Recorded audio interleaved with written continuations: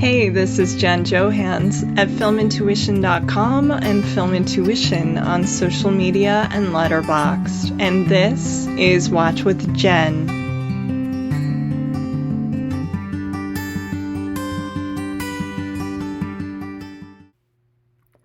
This week I'm joined by two of my favorite people, Sean Burns and Sean Cosby. Sean Burns is the Boston-based film critic that you can read at WBUR and at splicedpersonality.com, and also his wonderful writing is now available on the Spliced Personality Substack, which I highly recommend. S.A. Cosby is a New York Times best-selling, award-winning writer from southeastern Virginia.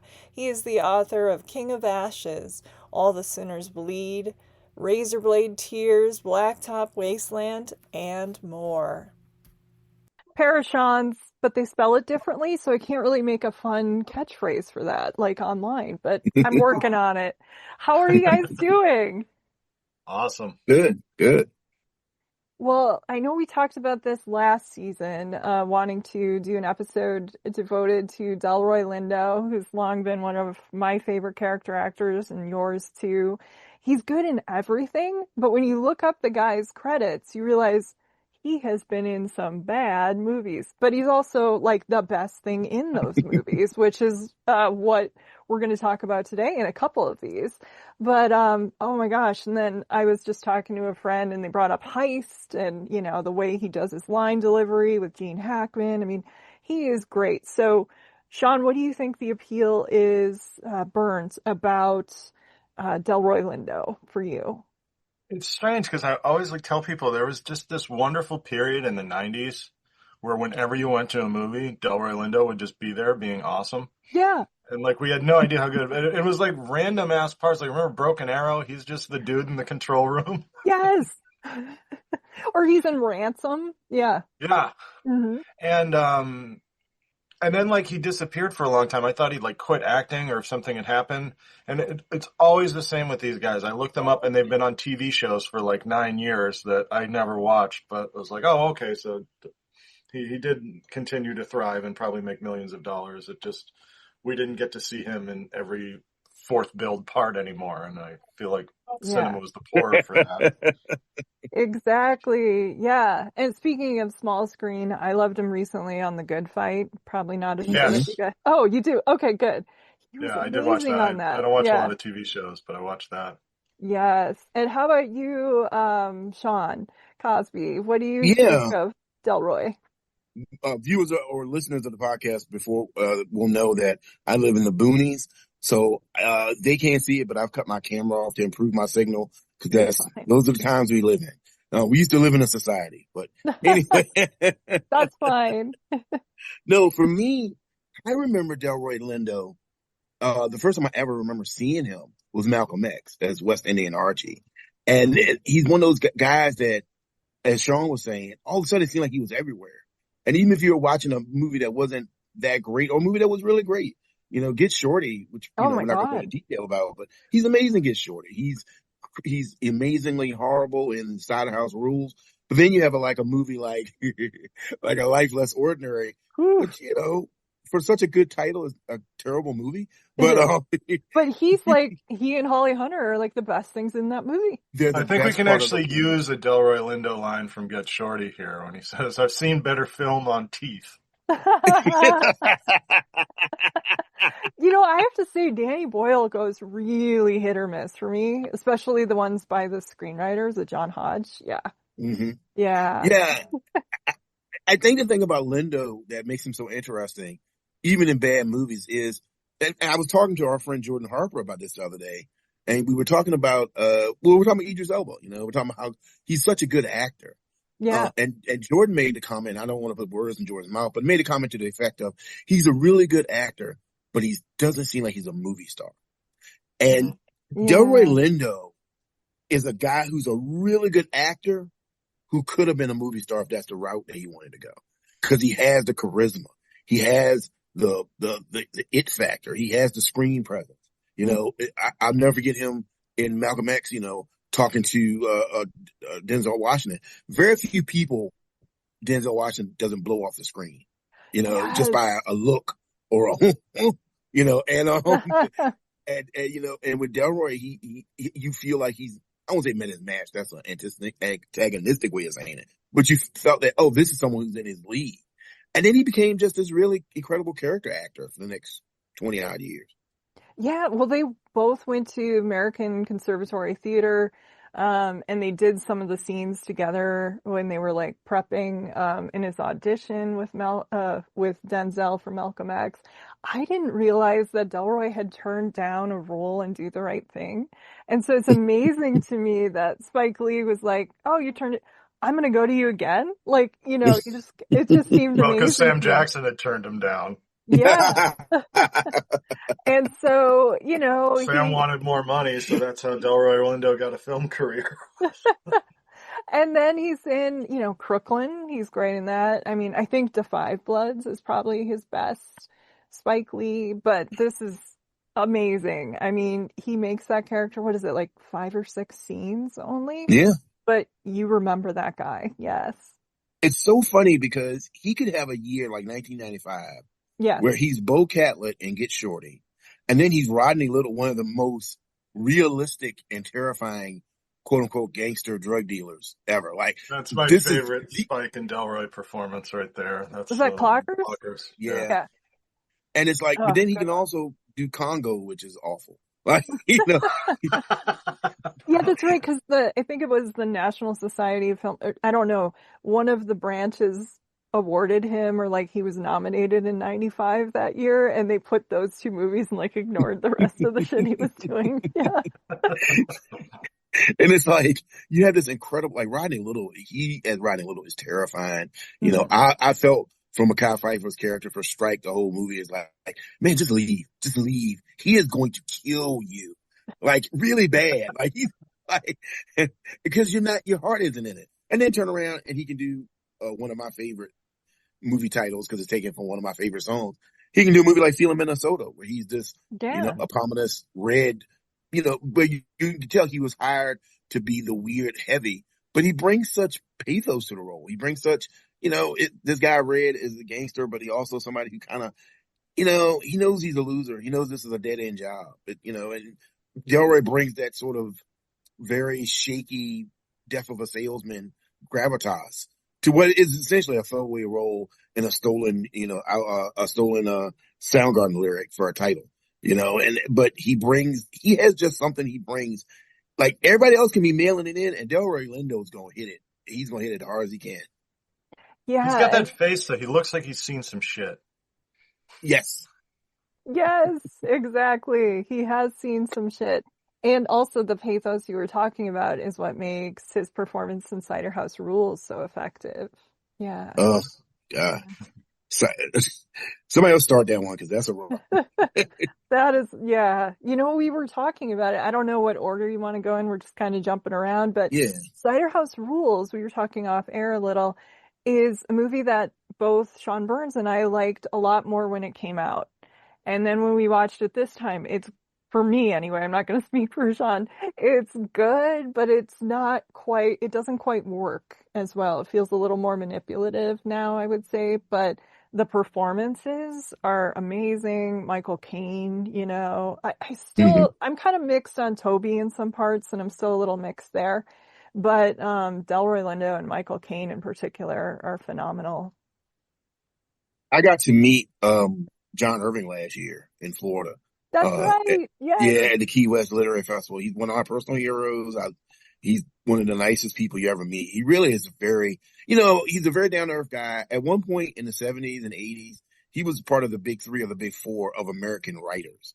Mm-hmm. He was in that with James Michener, Gore Vidal, the new age of like Donna Tartt, Bret Easton Ellis. He was sort of the bridge between the heavy, deep, me generation, finding myself novels of the 70s and the more esoteric, avant-garde sort of novels of the early 80s, the Tom Robbins and stuff like that. And I asked him about Cider House Rules because to me it's such a powerful book. I think it is a good movie, like you said. Overall, it is pushing you in a direction. and it's very obviously pushing you in the direction. It's not, Yeah. it's not making any bones about it. We want you to Mm-mm. cry. It's a treacly story. And so when I was talking to Mr. Irving about it, he says, I've had really good experiences in Hollywood. And I asked him, I said, well, do you feel like that book represented your book? He said, no, not at all. He was like, but they pay you a lot of money. They get to do, they pay for the Yeah. songs. And I thought that was such a really great way of saying it. But he really likes, from what I gather from our conversation, he really Yeah. likes Delroy Lindo's performance. And again, talking about the pathos of it, here's a guy who's not a good guy. Here's a guy who's not a good person. A fascinating You think? character. I know. Right? He's I terrible. mean, Yeah. I'm just going on a limb here, but again, Delroy brings this sort of humanness to a monster. Yeah. And it's, it's easy to be the badass. It's easy to say the cool lines, to do the Ezekiel speech. It's hard to be an actor who takes those kind of chances with your image, with your self-awareness. And I thought he's just amazing in it. Yeah, most actors do not want to play unheroic parts or really dark parts like that. I've known a few actors who say they wouldn't touch it with a 10-foot pole, and then others are like, well, that's just what you do. And he's played a lot of jerks, and it's like, yeah, like one guy told me about auditioning for The Rapist in A Time to Kill, and I'm like, oh my God. And he's like, yeah, it's just a part. And I'm thinking, I'm not doing that. Like, oh my God. Like when Patrick Wilson played Too Many Creeps in a Row, and then all of a Yes. sudden, and Aaron Eckhart, and all of a sudden they were like, you know what? We got to change it up a little. Yeah. The thing that like Cider House, like, I mean, I think Jen liked it more than I did when it came out. I thought the movie was okay in '99, and I hadn't seen it since. And I watched it this morning, and I was like, "Oh, this is bad."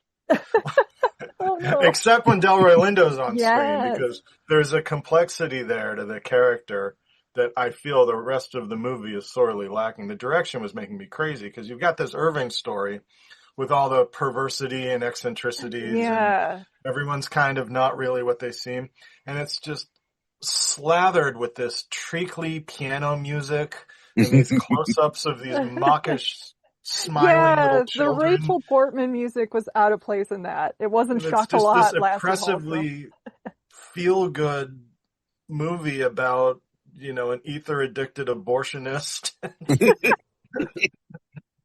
The dude fucking his daughter, and there's all these. It's a strange mismatch between the direction and the material, but obviously it worked because it got like 8 million Oscar nominations, and Michael Caine not being British is so weird to me. Like, I know actors do accents all the time, and I don't care. There should be colorblind casting. I don't care. Al Pacino can be Latino. It's fine with me. But Michael Caine talking American, I'm like, nope, that dude ain't from Maine. Oh man. I think I thought I would get used to it. This isn't a John Irving episode, but I think that's a problem that Irving has with his books going into movies, that movie directors don't understand like the perverseness of it, but the perverseness is not gratuitous. It's to show we're all animals. That's his kind of philosophy, that we're all animals under all of our niceties. He comes from that Raymond Carver school of we're going to say really mean things in the nicest way possible. And, it's going to break your heart. And I think Hollywood directors don't understand that. Cause like, I don't know either one of y'all have ever seen The Hotel New Hampshire. Nothing Boy, like is the that book not like the book. Yeah. I haven't seen it. It's not like the book. And the book is probably, one of Irving's most twisted, probably.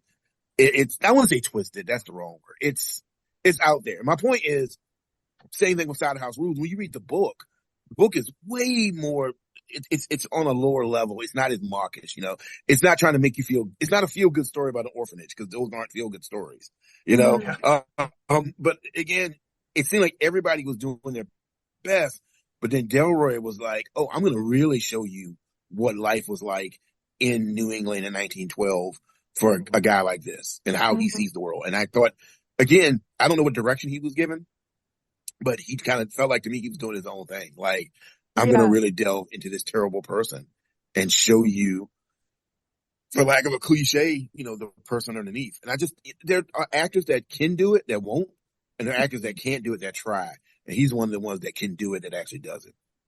Yeah, and it's interesting when you've seen it before and then you watch it again, his line reads on a couple things suddenly take a more sinister, Hmm. and you realize, oh, I ignored this weird feeling in the pit of my stomach when he Hmm. made a joke to Erica Badu about like cutting clothes off people.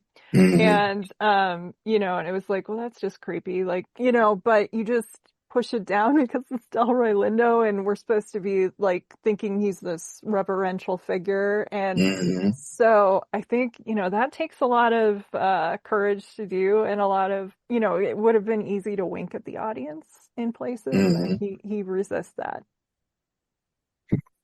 Yeah. Yeah. I agree with that 100%. And I think that's a good way of putting it. He's an actor that doesn't wink at the audience a lot. Even, No, we should have had more winking in the core, but I was getting ready to say the core. He is He is so tremendous in the crazy. core. I love him in the core, but those guys, I feel so, whatever they were getting paid was not enough. And I am not somebody who would say that about Hollywood because they had to like spit out all this just batshit bananas pseudoscience babble. Like, can you imagine scientists watching this movie? They actually did vote on, the worst science representation of all time, and they chose the core. Well, I Yeah, mean, That's why I liked it. I I enjoy do. this movie. I Like, like lean the into this shit. I ambition. don't need it to be plausible. Like, okay, No, we just God, need it to like doesn't have to be, go but nuke the core of the planet, otherwise planes will crash. why is I it don't over know. 2 hours? I don't know. Yeah, It's That too long. moon It's way yeah. movie, too long. that moon movie recently where, no, the moon is a secret space station. Yeah, Right. that's an hour and 50 minutes I'll never get back. Thanks guys. Thanks. That was all worth it just for Nikki describing it to Jen. I'm like, Yeah. I'm like, what is Moonfall about? Moon's falling, Jen. Fucking moon is falling. Oh, we are doing this is kind of a good one to be able to tie in then. We're doing a space movie episode this season. So we're going to be recording it in a few weeks. Oh, We chose nice. like dumb and smart, but it's us. At first she's like, should we just talk about Moonfall? And we thought about it, but there's no topping that episode. But Del- Delroy, Delroy Lindo in the core, Yeah. it's so funny because he's playing, these movies all have archetypes, right?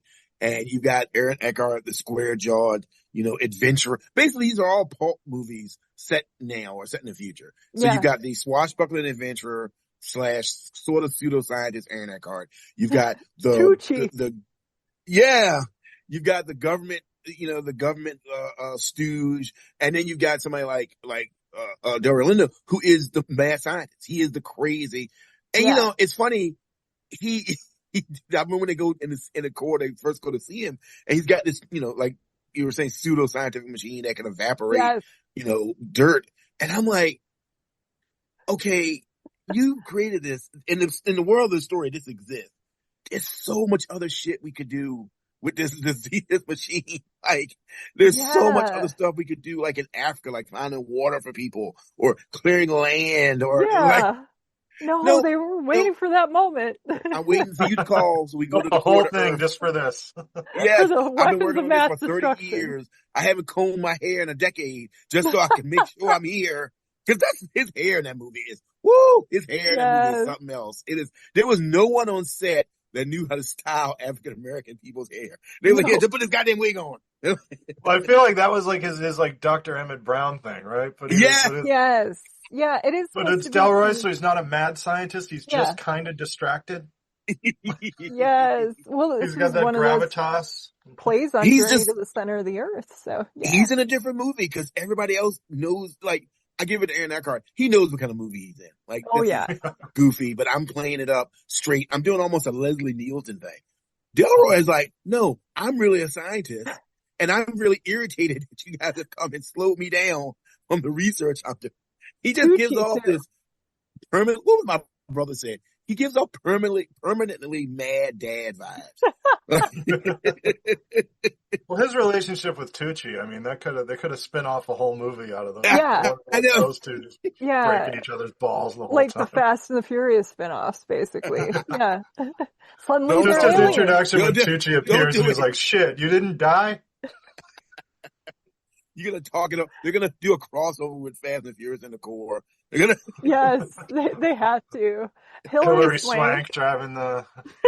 But I mean, he's just such an interesting actor in that I know, and we've all seen movies where you can tell everybody's mailing it in. And again, whether it's Sinners or whether it's The Core or whether it's, Feeling Minnesota, which Feeling Minnesota is a bad movie. That's a bad movie. That's a movie, very few redeemable qualities. Keanu Reeves, that was that point where people were sort of getting tired of, oh, he mumbles. That's cute. So that wasn't working for him. Vincent D'Onofrio's in there just doing Vincent D'Onofrio things.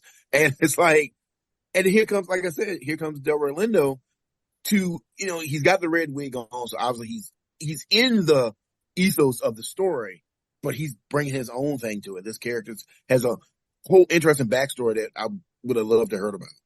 It was shot right by my great uncle Joe's bar. So that it had one good thing. So they would go and hang. And Joe said his favorite was, Keanu not so much, but he loved Cameron. She was really friendly. But Vincent D'Onofrio, he was like, this guy could close the place down telling stories. So yeah, loved him. All I remember that movie was Courtney Love's really funny in it.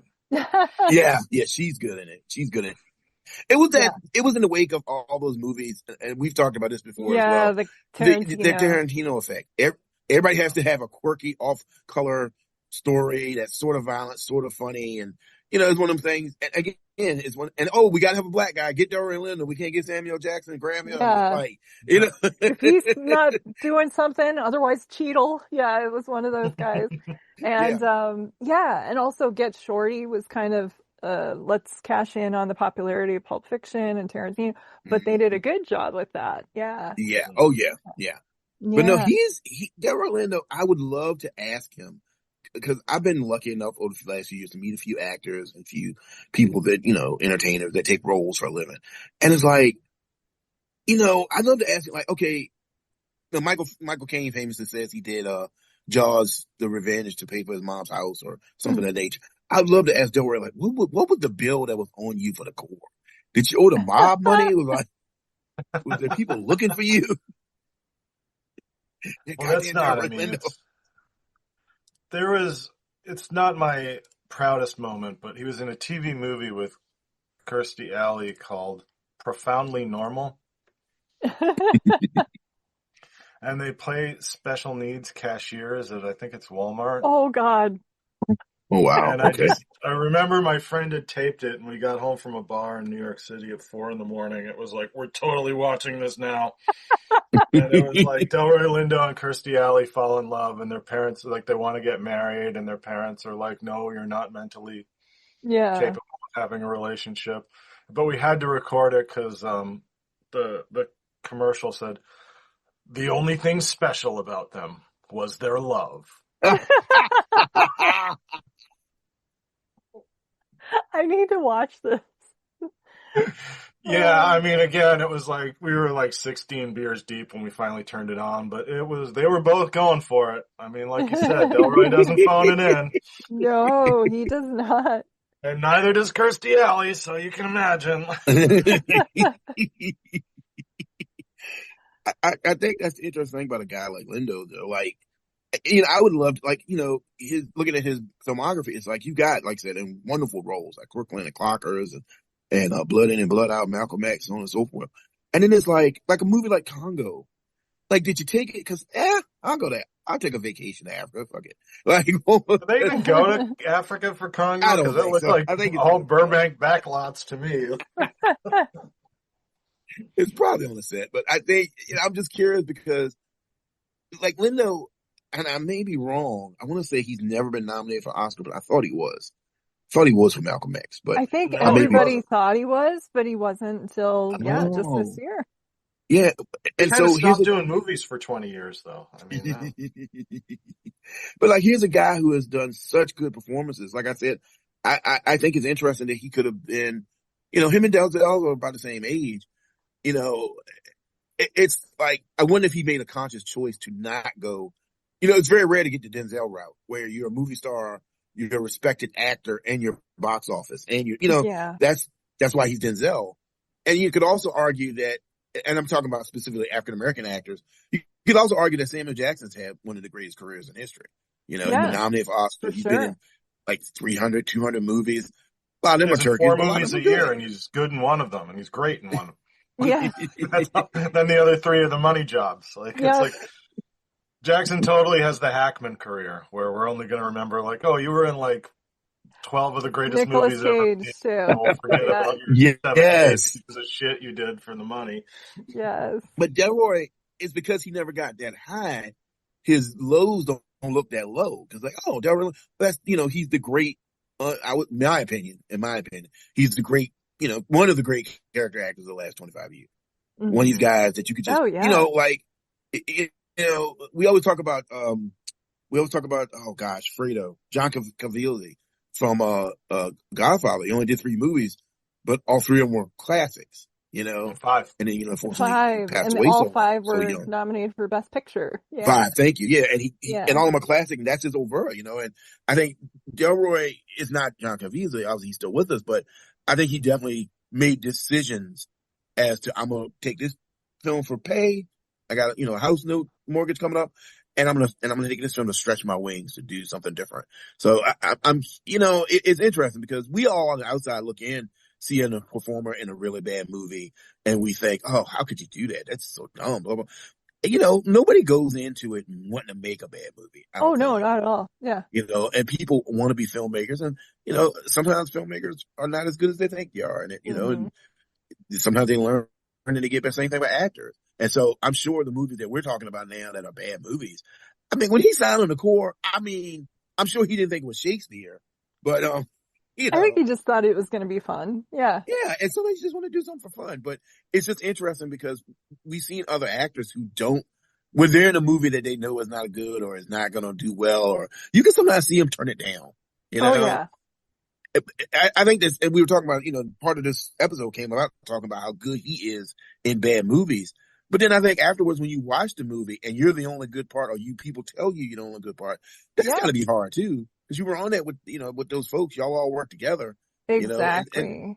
and Yeah, like A Life Less Ordinary, which I remember being a total mess, but in my mind, it seemed like it was entertaining, or maybe that was just a happy memory of me in the 90s. The 90s was a simpler time.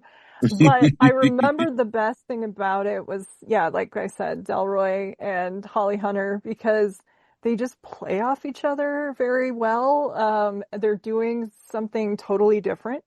It would have been really easy for them to kind of play these sort of renegade angels and be exactly the same, but they take different approaches. And I think that they're very serious about it, and that's what makes it really funny for them. The rest of the movie is just a slog to get through. And oh my God, Tucci is in it again. Yeah, poor guy. yeah. Less amusing than he was in the other one. Yes. With Holly Hunter, this was that weird period in the 90s, like right after the piano. And Yeah, where like she's she just just like, decided she was going to be sexy and everything. Like she was in yeah, Crash and she's in the yep. little short skirts in this, and she's always like showing off her legs, which got to be like 2 feet long. Oh, Delroy's a big guy. She looks like his little munchkin sidekick. It's funny Yeah, I because remember this movie like being bad, but I don't remember it being this bad. I no, mean, God, no. excruciating. Again, yeah. This kind I of, watched it last yeah, night it's a to challenge. get ready for this, and it's like, what is am I high? Like That's what it I've feels taken like. edibles Yes. before, but why they're angels? These people are like, you know what I felt like watching that movie last night? We used to joke my grandmother when I was a kid because as she got older, that's all we all want to do. She would sometimes not be as sharp as she was. And sometimes we watching TV movie Yeah. and she would stop us like, okay, who's those people again? And I'm like, Grandma, those are those folks. They're with the bag. Oh, okay. Yeah, yeah. And then a few minutes later go, but I felt like that the whole movie. I know. I was like, wait a minute. Did she get away? Like, what are we doing? Yeah. What do we want to Who are have these happen people? here? Yes. It makes, And again, yeah, no sense accidentally. Yeah. Well, it's oh one my of God, those it's films like so these awkward. guys, yeah, these like 4 friends, they made Shallow Grave and Yeah. Trainspotting. Everyone's calling them geniuses. They get this Yep. big studio budget. Every movie star in Hollywood wants to be in it. And all just falls apart so badly because everyone's Yeah. blowing smoke up their asses. Like all of them, like they didn't work together again for like 25 years, right? It wasn't until the I Train think they Spotting did The sequel that. Beach. And then after The Beach, it was like, oh, we No, but fucked up. Ewan wasn't in that. And Oh, no, that's true. But the screenwriter. yeah. Yeah. Oh yeah, but wasn't he like? And didn't he kind of get he and Alex Garland have a thing or Yeah, something? they did. Like there was it was just been nothing but bad vibes after this, right? Yeah. Until Train Spotting 2, which I happen to love. Yeah. Everybody blames each other for that movie. Yeah. Life Less It Ordinary. What did reminded we me, you ever see do? Even Cowgirls Get the Blues? Where you're just like sitting there going like, what the fuck is happening? Yes, Your last yes. two movies were the best movies I've seen in years. And Yeah, Gus Van Sant. You're like, you made Drugstore Cowboy? Like, yeah. all that It incredible just felt like confidence is just put in the service of terrible ideas. Yeah. it felt like you were saying, Sean, nobody was there to tell them, hey, slow down for a second. Say, what now? The angels come to earth? The whole premise, It's like just 5 different movies. Well, yes, so much yes, of it's from. You ever see Two of a Kind with John Travolta and Olivia Newton-John? No. yes, There's a whole thing with these angels like trying to get the two of Oh, them to okay. fall in love, or God, voiced by Gene Hackman, is going to destroy the world if John Travolta doesn't like sacrifice, like Okay. fall in love with Olivia Newton-John by midnight, and he jumps in front of a bullet for her. There's like so many like recurring things that are in this movie that it's got to be some sort of Okay. homage or remake. Yeah. And like Two of a Kind is one of the worst movies of the '80s. Like they did them both, and Travolta and Olivia Newton-John in movie jail. Olivia Newton-John was like never in a movie again after that. It was just like, okay, we're done. Now, she was in A Mom for Christmas, the TV movie. I did enjoy that. She was a mannequin, you guys, and she comes to life. And she's in a department store, and it was good. And Oh no. yes. I mean, it was good when you were a kid. You know? It just felt like less ordinary. Like I said, it was a bunch of Legos that didn't fit together. Yeah, And exactly. and they just forced watching is like stepping on it. Like just continuing stepping on this Lego contraption that doesn't fit together, that really hurts. You're like, why am I doing this? I can stop it. I'm an adult. I can stop anytime. And all these ugly '80s fashions. I mean, both of their haircuts are hideous. Like you've got these two gorgeous leads with the worst haircuts they've ever worn. Like, I don't know what he's doing with that fucking '70s mod helmet, but she's styled like Hillary Clinton. Yeah, it was a weird look. Very strange decisions. Yes. And it's we'll like just you have see- them be incredibly unpleasant to each other for 90 minutes. Yes. But And then he's at the end, like you're writing saying, some with Holly, novel. Yeah, that makes no sense. Like, it makes about as much sense as the movie. Yeah. but it's Like, funny I'm a because with all dreamer. the He doesn't have problems- any dreams. He wants to No. be a janitor, but he's like, I'm a dreamer. Yeah, he just Like, wants you want to your- like mop up shit for a living. It's funny with all the problems that movie has. He wants to love up chemistry the between- movie, you guys. No. I know, but the chemistry between Holly Hunter and Delroy is really sweet. You know, Yeah. and really it works. And that's Mhm. again, you know, talking about chemistry. And I compare him to this guy a lot because I think their careers are similar in a way. Idris Elba is somebody who has it's such personal magnetism as a like to look at him. He looks good in a suit. He looks good walking across the screen. Mhm. But then it's like nobody can match that. No woman can match it with him, and and the Yeah. only man that can match it with him was like Denzel in American Gangster. He had to shoot him in the head, and so like, and so it's hard to. Ruth get somebody Wilson, to- I thought was good, but that was a TV show. That was Luther. Yeah. Oh no, Luther's amazing. Yeah. Luther's great. But And otherwise. I think that goes to the point of making movies though. On a movie screen, Yes. it's almost like he's too bright. And Yeah. what was that movie he did with? Oh God, with Kate Winslet a few years ago. Oh my God, where they were trapped Oh, on that the was mountain. terrible. Yeah, they're in the mountains. And yeah. Oh, yes, I remember that. It was on Netflix. Yeah, and I know they thought, oh, we're going to make this Mountains really between us. beautiful. There's these beautiful people. Kate Winslet, you know, looks beautiful. You got the golden hour sun hitting her right in the face. You got Idris Elba, you may be the most sexy man in film in the last 10 years. Yeah. No chemistry between them. No. None. And they're trying. And they are trying, but it's not there. And I bring up Idris again because I think Delroy's career, Idris could have that kind of career if he so chooses. If he decides to make the decision, okay, I'm not a movie star, but I'm going to be a really good actor. You know, I'm going to be a good supporting actor. I'm going to stop trying to lead stuff because you look at Five Bloods, I know I'm rambling, but I'm gonna bring it back together here. You look at Five Bloods, right? An Yeah. army movie, a military movie, probably maybe Delroy's finest performance, Yeah. as a black Trump supporter and why he's that way and where that comes from Mm-hmm. and the pain that he's carrying with him. And then you look at a movie like Beast of No Nation with Idris Elba, which to me is Mm-hmm. his best performance. Okay. Beast of No Nation, Mm-hmm. he's ferocious in that movie about the child soldier from Yes. Rwanda. Yes. And it made me think about these two men whose careers could be, like I said, called similar. Delroy has decided this is the character actor career I want. Good Mm-hmm. movies, bad movies. I'm going to always bring it the best way I can. I don't need to be a lead man. I don't, and he's 73 now. He's probably not thinking about being a lead man anymore. Mm-mm. I think it's interesting to see. I would be interested to see if Idris can come around to that mentality, what his career will look like. Because, like I said, you think of great character actors over the years. You think of Walter Brennan Sr. You think of like folks like you were talking about Cavill's earlier. You talk about Paul Mooney. You talk about, just great character actors who are always in the background, in the periphery of something. And I think Delroy Lindo is probably one of the greats. And I don't know. I'm just curious about that. I wonder. Yeah, I think he looks at people like John Cazale and thinks, like that is an actor I'd want to be like, or a Gene Hackman even. Mm-hmm. Yeah. Mm-hmm. He's so good with Hackman and Heist. I know, I love oh it. God. When they say goodbye to Let's each talk other about at the Heist. counter, I'm like, am I crying? Yeah, I know they had the best I mean, Rebecca Pigeon's great and stuff, but they just had such good chemistry together. Yes. No, Yeah, Heist is one of my favorite crime movies ever made. Yeah. It's so smooth.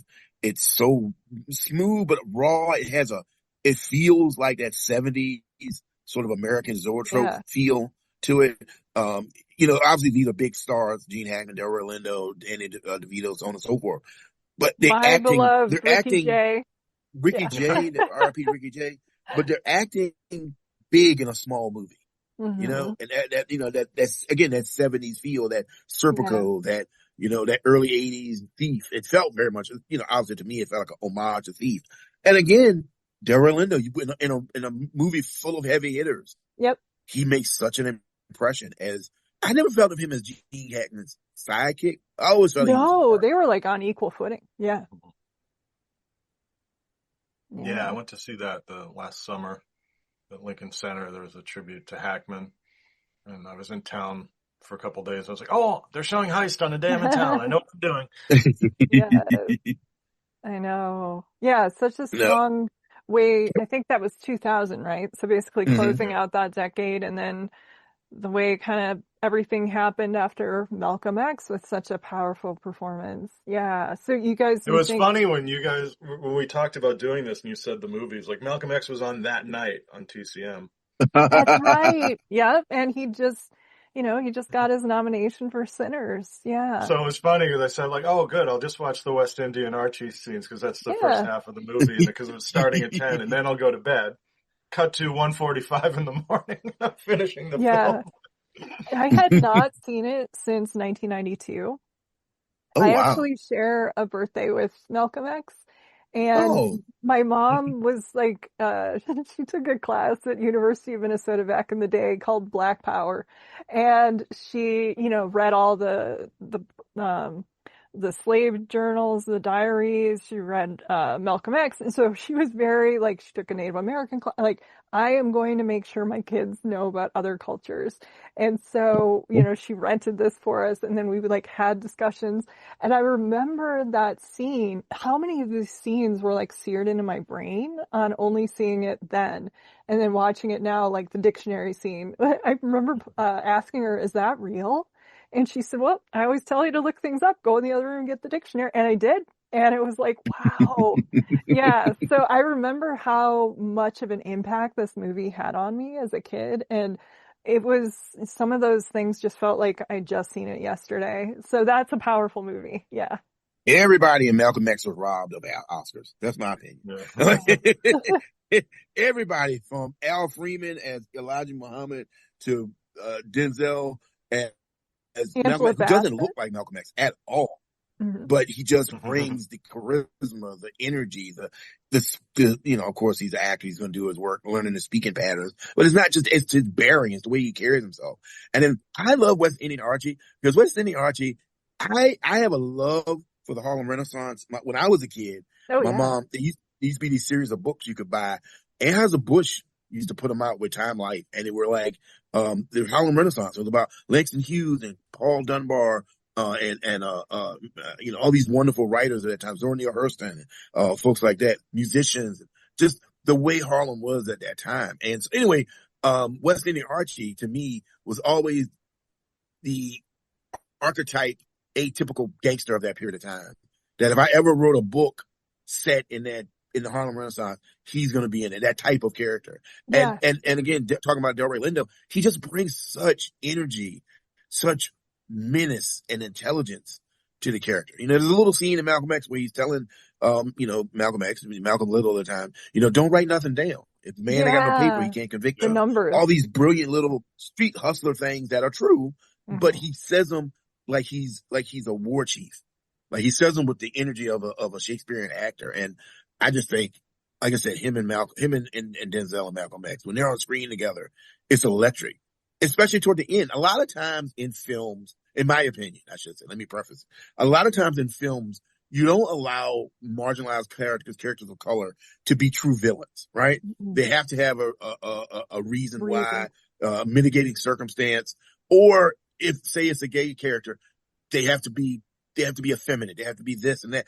Instead of just let them be a character who's a villain, you talk about a gay character, TV, like Gus Fring on Breaking Bad, who's Mhm. a brilliant, terrifying character. My reason I bring that up is in Malcolm X, West Indian Archie is a gangster. He's a villain. Him and Detroit Red, Malcolm X have a falling out. He's trying to kill him. And I never felt like Archie's beef was, unrealistic. Like I was on Archie's side. Like, yeah, dude lied. You didn't play that number. It's like, Yeah. that's how good an actor he was. As powerful as Denzel is in the role, I was like, yeah, I kind of see where Archie's coming from. Well, and Delroy never tries to be intimidating. Like you don't see him No. working to be scary. He just owns whatever room he walks into, and he's just the most Mhm. frightening motherfucker you've ever seen. But without Oh making an God, yeah. ostentatious show of it. Like when like that scene with the lion about the numbers, it's like, oh, you dead. Like, Yeah, exactly. And he doesn't even, he's just like, all right, I'll see you. in Yeah, I'll catch up with interviews, you. oh, yeah, in interviews, he talked about that character and he said that's how he had to adapt and make his way in that time period. And he said, but like, isn't it sad because this guy could keep all this stuff straight in his head? Like he should have been for NASA or working. Yeah, Yeah. a Hmm. mathematical genius, Yeah. that could keep that stuff in his head. And Delroy, like I love what Sean just said though. He Yeah. doesn't try to be intimidating. He just is. He owns the room. It's this idea that whatever room he's in, you're in there with him. He's not in there with you. To quote another not so great movie, but that's a whole It's article. interesting Bad, on that's an article. Bad movies with great lines. on TCM after the movie. That ended up staying up even later because the host of TCM was talking to Delroy about the movie. And he was saying about the end when he goes back and sees him, not the end, but later in the movie when he sees him and he's dying. He said in the script, it just said, West Indian Archie is near death when Malcolm comes in. Oh, yeah, So, yeah. so Delroy went to Spike and he's like, okay, so what does he have? What happened to him? And Spike's like, I don't know. That's your job. Figure it out. Yeah, he went and studied the stroke unit and yeah. Yeah, he spent 4 days in a stroke unit and tried to like pick up all the, because that is it's so specific. Like, usually you'd expect someone on the deathbed just going like, but he has such very specific physical ailments and he's Like, such a powerful presence and he's so diminished there. It's so Have you striking. guys ever seen? It's been a meme or something floating around the internet for years, but it's a scene from a TV show or something with Delroy Lindo, and he's on a news program, and there's a white anchor, and the white anchor is like, "Why can't I say the N word? What?" And how Delroy say it. Oh no, that was on The Good Fight. Yeah. oh, yeah. Yeah, it was his That's a character. really Yeah. good show. Yeah. I love Yeah, that he was scene. great on that. I love Yeah, his he's just eyes. like, Because his character was like, I forget, he was going to get some big job or run for office or something. Then he did that on TV, and they were like, you screwed everything up. I just love his like, he's not trying to be intimidating. He's just like, no, you say it. Say it. I'll say it with you. I love that. Just the cordialness that masks the unbridled rage that exists there. It's like, I had to come back on camera. Yeah, you can say it. Go ahead. Yeah, go ahead. Go ahead. I'll see you later. That's what I remember asking someone once, like, oh, you can't say this anymore. I was like, why would you want to? I know. Yeah. Never understood that. I get asked, this is not a Delroy Lindo thing, and I keep trying to keep us on task, but I get asked a lot when I'm at signings by writers, often writers of European descent. It's like, well, can I write about black people anymore? Can I write about gay people anymore? Can I write about this? I said, you can write about whatever you want. Yeah. That's what freedom of speech, despite, what some people might tell you, we still have freedom of speech. You can write whatever you want. The issue is, are you prepared for the consequence? Yeah. Because everybody has the right to have their freedom of speech about what you said. Mm-hmm. And if you're not ready for that, and I said this at a sign, I said, a lot of times people ask that question, you don't want my advice, you want permission. I can't give you permission. That's a really good distinction. Important. Yeah. Yeah, I mean, I was just writing this piece on Blazing Saddles, and it's like, how did they get away with it? Because it was funny. If you're as funny as Mel Brooks and Richard Pryor, you can get away with it. Like George Carlin could say that stuff because he was George Carlin. Yep. That's what Anthony Jeselnik says, the comedian. He says, telling a really dark joke and getting away with it is when people laugh. If people are just pissed off, then I failed. I didn't get away with it. Mm-hmm. Yeah, I always think with like taboos like that. I always think of the scene in Roger Rabbit when he gets out of the handcuffs and he says, I can only do it when it's funny. Oh, okay. That seems to apply. I think that you can apply that to a lot of things in art. Like you can get away with them if they're funny or good. It's just if you're not funny and you're walking through those minefields, God help you're you. just trying to be angry or provoke. Yeah, absolutely. Well, are there any other performances or thoughts you had on Delroy Lindo? Besides Profoundly Normal? Yeah, I mean, I think Sean and I are going to be like hitting YouTube now and looking for it. Yeah. Him and Kirstie Alley. Yes. I mean, I don't have anything specifically. I think he's just, like, we were talking about going back and looking at his over and like what he's done over the years. And like I said, again, he's made distinct choices to have the career that he wanted to have. And that's totally fine. I'm pulling for him. I don't think he's going to win the Oscar, but I'm pulling for him for Sinners. I would to see that, and that scene had a profound effect on me. Because now my background, is a little different because I've heard those kind of stories from my grandfather, from my great uncle, my grandmother, and so, it'd be nice to see him win. But Delroy's one of the actors. There are actors I feel like, man, that person really deserves. They need an Oscar. I don't know if he needs one. I think he's one of those character actors that his work is so powerful. He speaks for itself. He didn't need an Oscar the way people felt Jamie Lee Curtis needed one, or Brad Pitt, or Leo, or or Al Pacino. People like Al and Robert De Niro, like, gosh, they should have all the Oscars, And so you feel like, wow, it's a tragedy if they don't get one. But Delroy, the type of work he's done and the way he carries himself, I think if he doesn't win, it won't be like a failure because his career is so monumental, even with the bad movies. Yeah. I just wish there was more to that role in Sinners. Like he's out pretty quickly. Yeah. I thought he was, just because I love him so much, I was so excited he was in it, and then it was like, oh, he's gone now? Yeah. I mean, spoiler alert, I do like that he's one of the last, to survive, He goes out like a G, as the kids would say.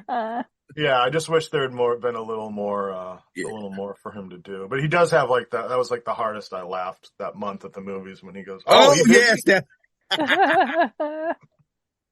That's what I love too, is he can really balance tone and humor and surprise you. He's similar to Ving Rhames in that, and I'm trying to think of another tough guy who can do that.